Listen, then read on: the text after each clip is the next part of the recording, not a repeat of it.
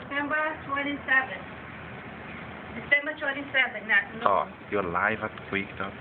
December 27th, it is December 27th at noon, and it's still snowing in Quincy, Mass.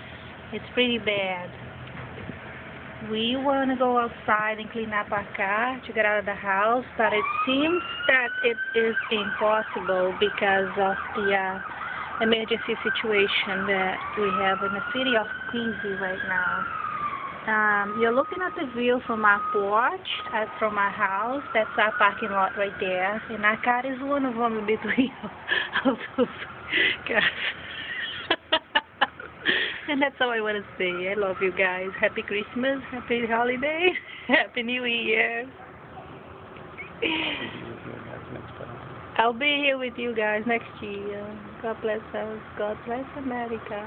Amen.